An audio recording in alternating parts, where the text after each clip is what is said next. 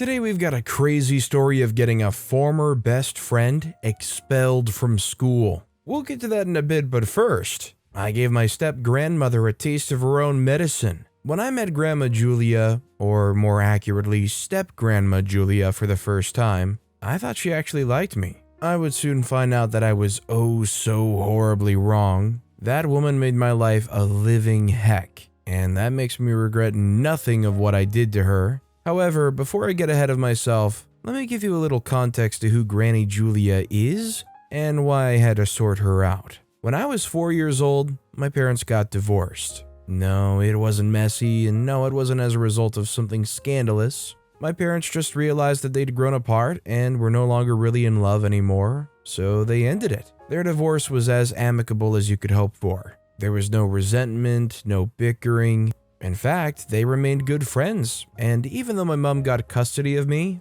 my dad remained a constant part of my life. My parents were so chill about their divorce, many people doubted that they were in fact divorced. I was perhaps the only child of divorced parents in my school whose parents were in good terms, or at least I was the only one I knew. In 9th grade though, my mom started dating. My dad didn't seem to mind. He had started dating almost immediately after he and my mom split up, but I was a bit freaked out about it. That was until my mom started dating Tom. To put it basically, Tom was awesome. He was sweet and thoughtful and goofy. He didn't have an ounce of meanness in him, and I was always excited to see him. Tom was also a single parent. His wife died in an accident months after his daughter Sophie, who was almost exactly a year younger than me, had been born. He had almost single-handedly taken care of her and brought up one of the coolest people I've ever met. I got so attached to Tom and Sophie that my dad joked once that it seemed like I'd replaced him. Eventually, about a year after they started dating,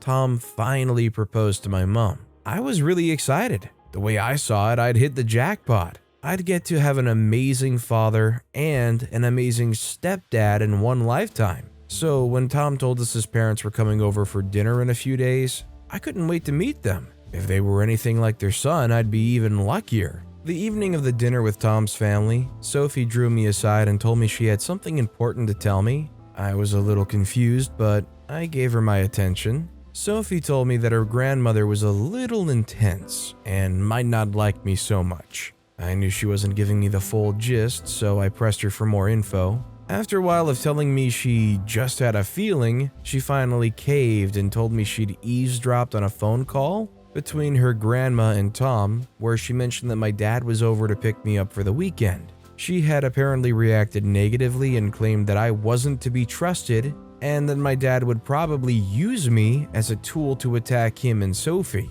Tom had laughed it off and assured his mother that there was no way that was possible, but Sophie still felt that she was prejudiced against me. I felt touched that Sophie would have my back like that, and I told her I'd try my best to impress Julia. When Tom's parents arrived, I was on my best behavior. I was as polite and courteous as possible, so when I noticed Julia smiling at me in the middle of dinner, I had a little mental celebration that I had somehow salvaged her opinion of me. A few minutes later, Tom mentioned that school would soon put in for the sessions and his mom suggested Sophie and I spend some time with them. I thought that was a swell idea and I agreed to it, but Sophie wasn't exactly sold on the idea. She kept passing me glances as if she were trying to send a message to me, but I couldn't figure out what was wrong. As far as I was concerned, things were going great. But when Tom's parents were about to leave, his mom walked close to me and whispered in my ear, "I know what you are, and I won't let you hurt my family." Then she smiled sweetly and acted like nothing happened. That was when I realized she was truly out for me. After they had gone, I spoke to Sophie about what had happened. She told me she knew her grandmother had put a mark on my back, and that was why she was trying to signal to me to reject the invitation. This was really upsetting and honestly a bit scary, but I was determined to make the best out of a bad situation. Summer break at Julia's place was heck. The moment I walked in and saw Julia with that evil smirk, I knew I was in for a rough time. There were a lot of accidents. My food would mysteriously have a cockroach in it, and the room I stayed in also had an alarm clock that would randomly go off. There was also the incident where one day I was locked in while everyone else had gone out for a fun time at the amusement park. Julia told Sophie that I said I wasn't feeling too well and decided not to come along. The only positive thing about the visit was the fact that I had Sophie with me. She sympathized and comforted me and even suggested I take a few hits at Julia.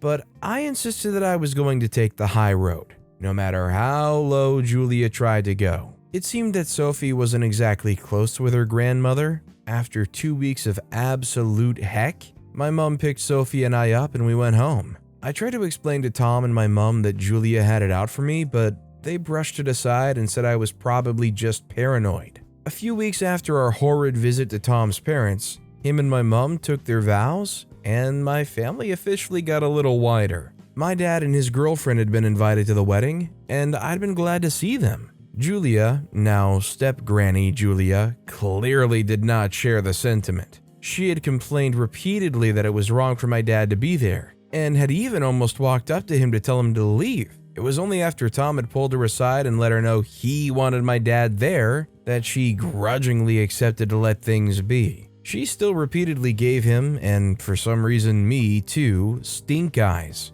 At the reception right after, Julia then proceeded to get tipsy and tell anyone with working ears within a 10-meter radius of her that she felt my dad and I were planning something fishy and she was scared for her son's life. She also called us some pretty colorful names, and things quickly got a bit messy when my dad, who'd been listening the whole time, angrily confronted her after she called me a little witch. At the end of it all, he had left angrily, and the rest of the reception, I got weird looks from the guests. At that moment, I think it became clear to my mom and Tom that I'd been telling the truth when I told them Julia had it out for me. They told me they'd sort it. Sorting it ended up being them telling Julia that if she couldn't accept me, she couldn't contact the family. Julia had also angrily left with her husband in tow. I felt really happy that my family stood up for me like that, and I hoped that I would never have to see Julia's face ever again. I saw Julia again just 8 months later.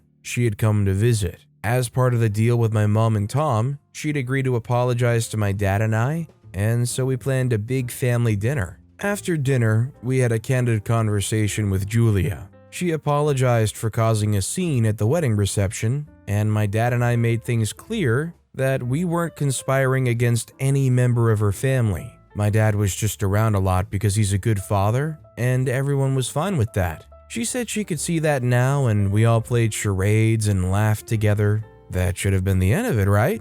The end that goes, and they all lived happily ever after, right? Wrong. We didn't know it yet, but all the things said that day didn't register with Julia. She just said what she thought we'd want to hear so she could get close enough to the family to execute her plans. Now, Julia was expected to spend a little over a month with us, and for the first week and a half, nothing went wrong. To be honest, I was a bit careful around her at first, waiting to see if she would pull any stunt. When she didn't, I became more open and related more with her. And then one day, when I was least expecting it, she struck. Now, I have a severe nut allergy. Whenever I go to eat, I always check to see if there's nuts in their meals before I eat. It was something I took seriously, and I had a couple of EpiPens stashed around the house, and always left the house with one just in case. Now, when I'd visited Julia before, I had told her about my nut allergy, so there wasn't any need to tell her about it again during her visit. However, my mom insisted on telling her again just to make sure there was no mistake. I was even there when she spoke to her about it. She said that she understood, so when she showed up to my room one evening with a plate of what seemed to be chocolate chip cookies, I had no reason to suspect that there was any funny business going on. Smiling, she told me that they were perhaps the most delicious cookies I'd ever tasted, and I giggled, responding that I'd be the judge of that. So I grabbed the plate and she left immediately. I didn't hear the door lock as she left. I didn't see that she had somehow previously jammed the mechanical part of the window latch. I also didn't know earlier that day she had snuck into my room and taken the EpiPen I always keep in my drawer. I just took big bites of the cookies, which were actually really delicious, might I add, and then discovering too late that there were nuts in them. As I gasped for air while my throat closed up and my lips swelled, I tried to find my EpiPen. When I couldn't find it in my drawer, I repeatedly tried to open the door to get into one of my mom's medicine cabinets. When that failed, I tried the window. After trying as hard as I could while my throat just kept getting more restricted, I realized what Julia had done. I didn't care about that though. I just wanted to find a way out of the room. Scared that I'd be part of the 0.3% of people to die from anaphylaxis, I tried to take deep breaths while I banged on the door repeatedly. Hopefully Sophie, whose room was beside mine, would hear and come help. Just as I was losing hope, Sophie burst in. Looking at me and then the cookies, she seemed to get what had happened, and less than a minute later, she was back with an EpiPen. While I sobbed as I recovered, Sophie told me this couldn't go on and I really had to do something. That was when we really started to plan my revenge. Now that I think about it, it was pretty dumb of Julia to try to trigger an allergic reaction while also being allergic. Sophie told me that her grandmother was allergic to bee stings. Now, we couldn't just find a bunch of bees and throw it at her, that would be so obvious. It would be silly. However, with a little research, God bless the internet, I discovered that we didn't have to have a bee sting her to trigger an allergic reaction. I bought a syringe and a vial of hyaluronidase, which is the component in bee stings that makes people allergic, online. When it arrived, Sophie and I thought of a way to inject it into her. Do we just run right at her and poke her, or do we tranquilize her and inject her with it? In the end, we decided to wait till she slept on the couch while watching TV, which she did a lot. When we noticed she was out cold midway through watching The Resident, I slowly injected her, barely breaking past her skin. We immediately went into our rooms to avoid suspicion. Julia's reaction was worse than anything I had seen. Even after Tom and my mom had administered her with an EpiPen shot, her face continued to swell and her breathing was labored. She could barely talk, and we had to call 911, and for a second, I was so scared that I almost confessed about what we had done. After managing to stabilize her at the hospital, the doctors insisted that they admit her for a day to monitor her and make sure she doesn't have another reaction. She looked so pale she could have passed for Dracula. After staying with her a few hours, we decided to go home and come check on her and hopefully discharge her too. The next day, when we had gotten to the reception, I said I'd forgotten something back at Julia's bedside, so I left everyone and went back. The moment I walked in and she saw my face, it dawned on Julia what had happened. I walked up to her and told her, "If you ever mess with me again, I'll make sure you look fondly on this incident. Are we clear?" I didn't wait to receive a response before I walked out. The look on her face, mortified and scared, was completely worth it. After Julia came home from the hospital, she cut her visit short and went home. I haven't seen her since then, and I'm sure if we were ever to meet again, she wouldn't dare try anything funny with me again. I mean, I get wanting to have revenge, but going and ordering syringes and chemicals, maybe inflicting severe allergies, is not the way of getting revenge. It is pretty nuclear though. Our next story is, my best friend had punished me, so I got him expelled from school. I've known Mike for the longest time, so of course it came as a huge shock that he caused my young secondary school life to be a miserable affair, which affected my trust issues even into adulthood. The hardest part about it is that we've been close friends for a very long time. We're both kids of military disciplinarian parents that were posted to the same barrack town. We're also close neighbors in the same high-rise building. In fact, our houses were separated by mere feet. We hit it off quite well. We were two troublesome little boys as thick as thieves. We would often play together on the PS4 my parents got me for my 9th birthday, or sometimes we would play at his backyard pool. If we weren't doing that, we would be causing our neighbors trouble, as befits two little boys with too much energy. We also attended the same primary school. During that period, our bond was strong. It seems that nothing could separate such a strong friendship. Little did I know, that was very wrong. It all started in secondary school. Our no-nonsense military fathers thought it wise for both of us to be enrolled in an all-boys military secondary school that was complete with mostly stern military men and women that took perverse pleasure in inflicting pain on young men. We obviously didn't like the idea of being sent to live with bitter military personnel, or more importantly, being deprived of female companionship. However, we also knew it was a bad idea to argue with any of our respective parents, who couldn't see the pain they would cause their little boys. It wasn't an ideal situation, but our closeness made it all worth it. Mike had my back as much as I had his, and this kept us through the hard times of the first 3 years of attendance in the military-run school. Then there was the incident that involved a beautiful girl named Jennifer. Jennifer went to the female equivalent of his school, and he met her for the very first time at the zoo when their classes were on a joint excursion, the first in a series of intra-school activities between both male and female schools. As soon as I saw her, I knew I needed to talk to her, and I did, albeit briefly. She was the class coordinator for her class, which meant she was busy. The ambient zoo noise didn't help either. It's hard to hold a conversation when monkeys are screeching at the top of their lungs. She wasn't snobbish or rude, and she smiled a lot when we talked. It was a good smile, one that I remembered for a while. The excursion itself was not a lengthy affair. When both schools returned to their respective locations, I was left with the bitter aftertaste that comes with the regret of not taking your chance with your crush. I didn't even get her number. I felt bad about this and told my best friend, expecting some encouragement. Mike only made matters worse by discrediting Jennifer. "I know that girl. Forget her. She changes boyfriends like clothes, and you'll be another victim." I thought it was weird though. I could not reconcile the sweet Jennifer and who Mike described. However, I was so discouraged that I took Mike's warnings and put her out of my mind as much as I could. I managed some measure of success in this with the help of a rigorous end of the third year in the school. I would later meet Jennifer at one of the several parties that was organized by the boys and girls of both schools. Jennifer looked even better than she did the last time I saw her.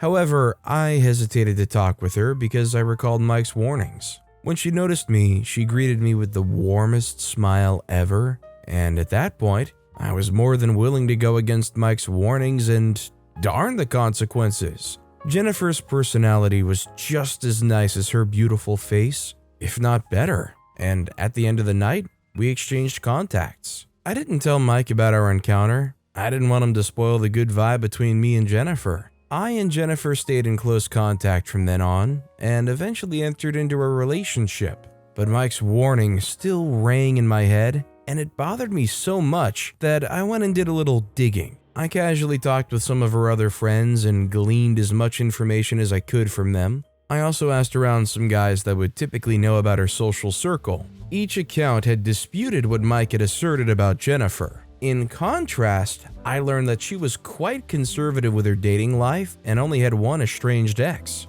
That was a relief, yet something was off. What made Mike give such a false warning? I decided to ask Jennifer myself. She only laughed and said that Mike had tried to ask her out twice, but she turned him down. He's been bitter about it since then.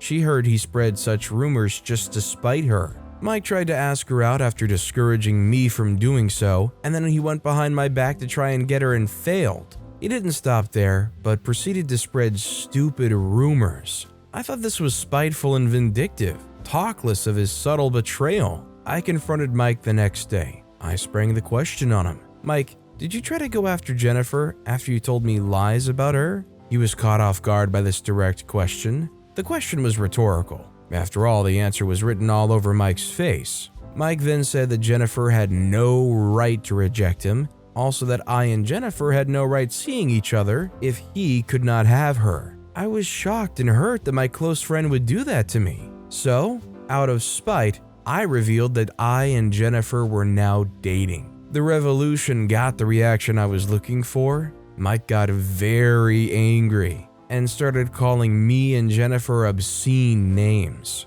This made me even angrier, and I called him a few names of my own, which my mother would definitely not have approved of. We fought in earnest that day. With words and with fists, we both went home bruised. I had to lie to my parents that I'd fallen down a flight of stairs to explain the injury. But after a few weeks, my hurt passed, and once again I wanted my best friend there. I wanted the guy that had my back throughout my first 3 years in secondary school. To my relief, Mike reached out to smooth things over just before the break ended. The apology was half-hearted and sounded insincere, but I still forgave him because I reasoned a lot of people get confused when it comes to the opposite sex, which made them do stupid things. This was perhaps the biggest mistake I made. As we resumed the second half of our 4th year, we were friends again, with just a little underlying tension. I didn't consider he would be salty about Jennifer and would hit me where it hurt. We were back in school.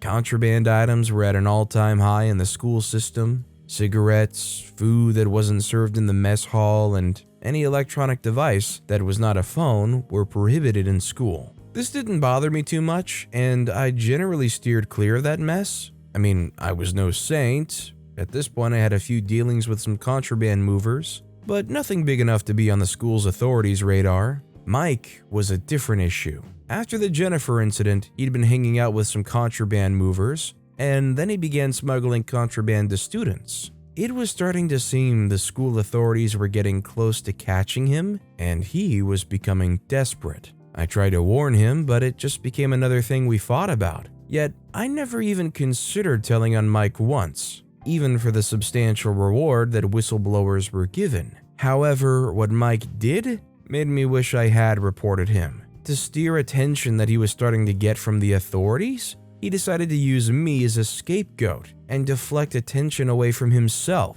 Mike initiated his plan on a Sunday. Everyone was out of the dorm for the compulsory chapel service, presided over by a wizened army man the boys nicknamed Priest, who also doubled as the chief disciplinarian of the school. I was dozing lightly through the sermon, wondering where Mike was. He wasn't at his usual chapel seat. Halfway, the priest stopped the sermon when another younger serviceman whispered something in his ear. After a moment, the priest made an important announcement. They had arranged a raid on the dorm rooms and had caught another contraband smuggler. It wasn't the first time this would happen. At any social gathering of students, from assemblies to classes and even in the school chapel, the school would take any opportunity to expose and punish student smugglers. Punishment was suspension with 12 lashes of the cane, in addition to some manual labor. It was a brutal combination made to embarrass the culprits unfortunate enough to get caught thoroughly. I felt sorry for whomever they had caught,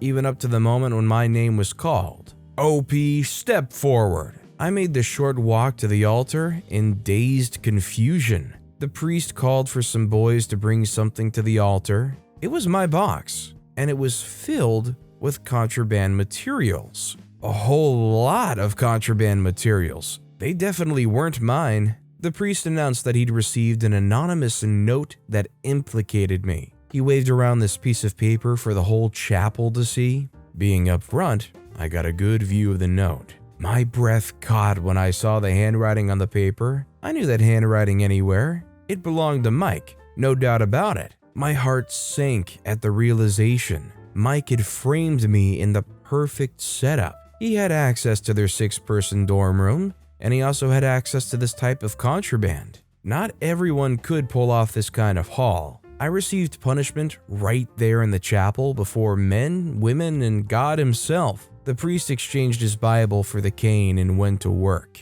The punishment hurt like heck. On the 9th hit of the cane, I raised my eyes that had been fixed on the floor, and the first thing I noticed was Mike sitting at his usual spot, where he wasn't just moments ago. Our eyes locked on the 10th hit of the cane, and when the 11th struck, he smiled at me. The smile hurt way more than the last stroke of the cane. Then the hurt was replaced by burning rage. How dare he do this to me? Someone I considered my best friend. I knew he had never really forgiven me for Jennifer, and the opportunity to direct the school's authorities' attention from him was too much to pass up on. But to go this far and throw me under the bus was unforgivable. I was given the hard labor of clearing clogged gutters for the week. Then I was suspended for 2 more weeks. My clean record was gone, and I was thoroughly disgraced in front of everyone. I also got suspended from the basketball team. Even as I served my punishment, even my parents were scolding me in what would be the longest ride of my life. I took it all in stoic silence, and I plotted my revenge. Mike had been my best friend for years, so it didn't take me too long to think of a plan. If Mike was going to frame me, then I would return the favor. When I returned from my suspension,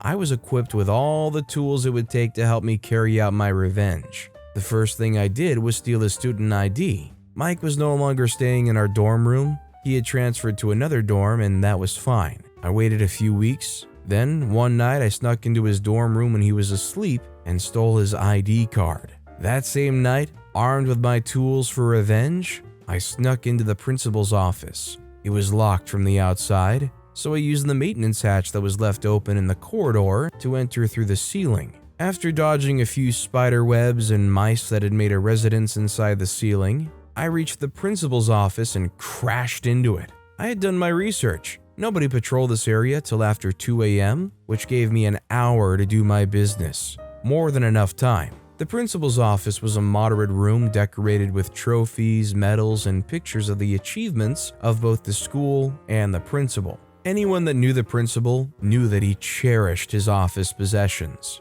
So I went to work. I smashed pictures and trophies, using the last 2 years' basketball trophy as a pseudo baseball bat. I used a screwdriver and hammer to force open the drawers, and then I packed all of the contents of the drawer that looked valuable, which included a watch and some money. Then I took down the picture of the principal posing with an important figure, some senator or someone of big influence, and peed on it. Lastly, I dropped the ID card I'd stolen from Mike in a way that made it look like I'd forgotten it in a haste to get away. Then I left the way I came. I made a detour to the class area, unlocked Mike's locker with a combination he hadn't changed in 4 years of our stay in the school, and I dropped the principal's watch and money inside and locked it up. It was a long shot, and there was a good chance it wouldn't work, but it was worth a try. It worked better than I expected. The principal had found Mike's ID card in his vandalized office. You'd also found his watch and money in Mike's locker after a thorough search of Mike's properties. The consequences were severe for Mike. After getting 15 strokes of a lean cane, he was expelled from the military secondary school. Mike's father also had to pay for the damages done to the principal's office. Before the end of the term, I heard Michael's family had to relocate because they couldn't find any local schools that would take him. To this day, no one knows I'm the one that vandalized the office. I caused my best friend to be expelled, and I do not regret it one bit. The things you do over competing for somebody you have a fondness for. This all happened because both of them were crushing on the same girl, ain't that crazy? But with that being said, that's all the time we have for today. Now, if you want to hear another absolutely crazy story of revenge, check out that video on the left. Or if you missed my latest video, check out that video on the right. That said, I'll see you all next time with some more stories